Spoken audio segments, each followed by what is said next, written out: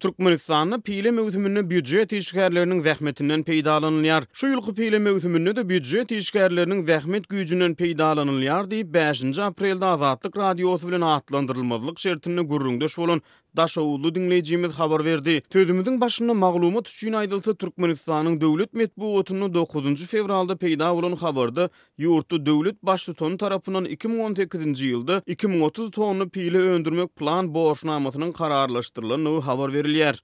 Yurdun içinden habarlaşan gurrundaşymyzyň sözlerinden çen tutulsa ýüpek önümçiligini bu ýyl hem ozalky ýyllarda bolşy ýaly mekdep okuwçylarynyň, owa lukmanlarynyň we owa golaýnaky döwlet idaralarynyň işgärleriniň zähmet güýjünden peýdalanýar. Yurdun içinden gizlilik şertinde habarlaşýan söhbetdeşimiz gurrundaşlygyň dowamyna ýurtdaky pile mewsuminiň guramaçylygy we alnyp barlyşy barada, şeýle-de piläniň agrymyna tölenýän tölegler barada käbir maglumatlar berdi. Geçen ýyl döwlet birinji sort piläniň 1 kilogramyny 7 manatdan, pes hiliniň kilogramyny 1 manatdan satyn aldy. Ýüpek gurçugyny ýetişdirmek iň agyr işleriň biridir. 40-50 kilogram piläni ýetişdirmek üçin adyndan 200 düýp tuğ dagajy, 150 ine 4 metrlik ýapyk otog zerur. Şeýle-de agdalýan mukdardaky piläni öndürmek üçin bir maşgylada işe ýaraýan 5 adam günüň dowamyny sagatlap zähmet çekmeli diýip Demirgazyk welaýatynyň habarlaşan dinleýijimiz gurrun berdi.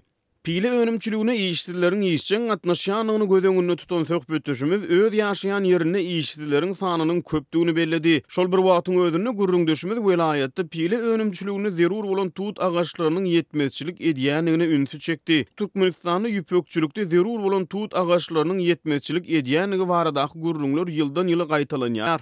Pile saklamak üçin ýürüýti jaýlar umuman ýok. Şol sebäpden adamlar öýlerini ýüpek gurçugyny ýetişdirip öýleri bir ay meýdanda ýatyp turmaly bolýar diýip Daşowuzly gurrundaşymyz sözüne dowam edýär. Şeýle-de ol kärendeçi daýhanlaryň döwleti tapşyrýan pilesiniň zähmet haklaryny dogly alýanlygyny emma sözümiziň başynda agdalan büdjet işgärleriniň deregine olary geçirilmeli tölegi işgärleriň işleýän idaralarynyň ýol başçylarynyň alýanlygyny söhbetdeş bolan dinleýijimiz aýratyn belledi. Türkmenistanyň ýüpekçilik pudugyny döwlet derejesine çemeleşilýär we Sowet döwründen başlap ýurt garaşsyzlygyny alany bäri her ýyl bu pudugyň zähmetkeşleriniň öňüne plan borçnamalary goýulýar. Pileçilik mewsuminiň badalygy berilmezden ozal ýurtda ýokary derejede geçirilýän hökümet maslahatlaryny agdalýan pudugy östürmek baradaky talaplar döwlet baş tutan derejesinde ýyldan ýyla gaýtalanýar. Ýöne ýurdun köpçüliklerin media serişdelerini ýüpekçilik bilen meşgullanýan adamlary bökdeýän kötönçlükler barada meselem hasany gaýdalanyny tuğ ağaçlarının yetmezçiligi doğrusunda gurrun edilmeýär.